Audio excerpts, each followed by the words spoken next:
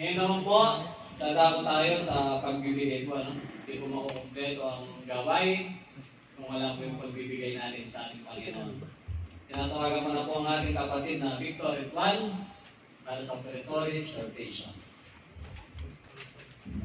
Okay na, Jay. Glory to God. No, God is good. All the time. And all the time, God is good. God is good. You know, ayan. Ayan po magandang balita. Ayan, sabi po ng Panginoon. Ayun, glory to God po, no? Lagi tayong ginagamit ng Panginoon para mag-encourage, no? Sa ating mga kapatiran kung paano po ba ang salita ng Panginoon. Ang akin pong, ang binigay po ng Panginoon, nagbuhat po sa Leviticus 27:30.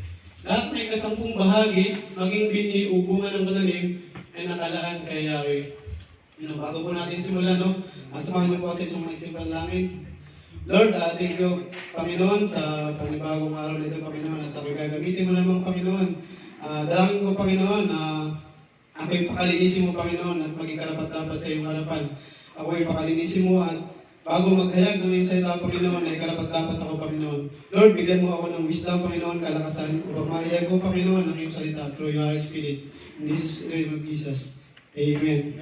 Ayun, tatakay po natin itong salita ng Panginoon, no? Lahat ng ikasampung bahagi, maging binuhubungan ng Panginoon ay nakalaan kay Yahweh. Sa isang maliit na kwento, no? Sa isang kwento, kasi medyo maganda kasi maganda yung kwento na nabasa ko, no? Na nakapagbigay ng isang encouragement na gusto ko pong ibahagi sa inyo.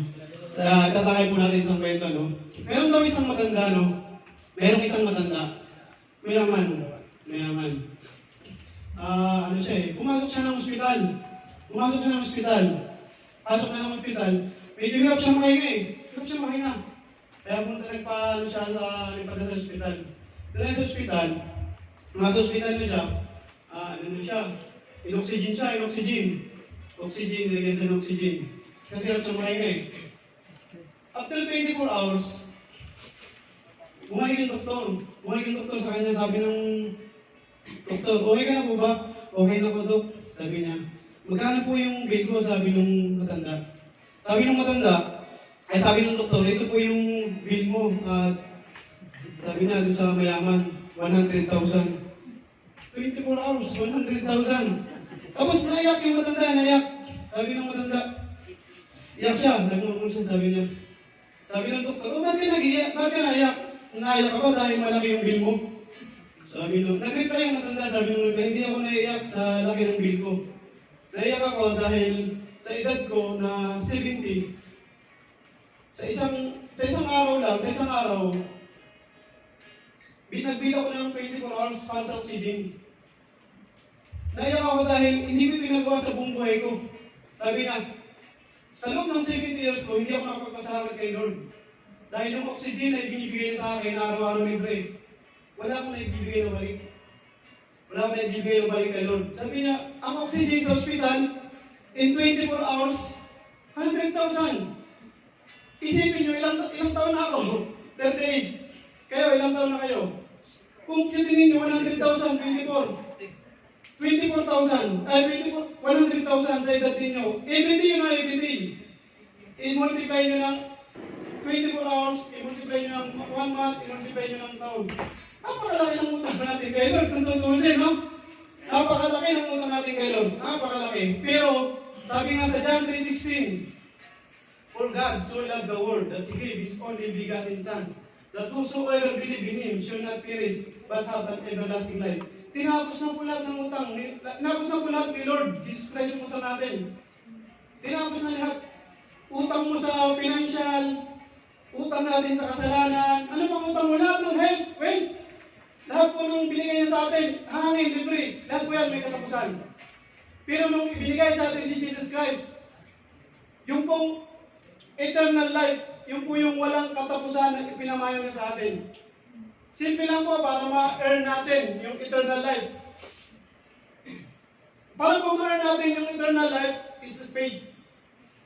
Faith, lahat po may katapusan, lahat ng yaman ninyo sa mundo, lahat ng pagpapagaling nyo, lahat ng ninyong yaman ninyo, lahat ng hangin na libre sa atin. Pag namatay po, lahat po may katapusan yan. Isa lang po, faith. Dahil pag may faith ka po kay Lord Jesus Christ, ngayon po yung araw yata nun di ba? Na binigay niya yung kanyang sarili, yung dugo niya, itinubos sa ating mga kasalanan. Simple lang po yung hinihingi ni Jesus Christ, faith. Kailangan po nating faith at kailangan po natin mag-obey. Paano po tayo mag-obey? Lahat ng ikasampung bahagi, maging bini, ubungan ng pananim ay nakailangan kay Lord. Mag-obey po tayo kay Lord. Amen po. I'm building bridges, I don't seek fame. All I need is to be in your name. I don't seek treasures that soon will be gone, but you died for me once, and I know that it's true. So with all of my heart, I'm living for you, Lord.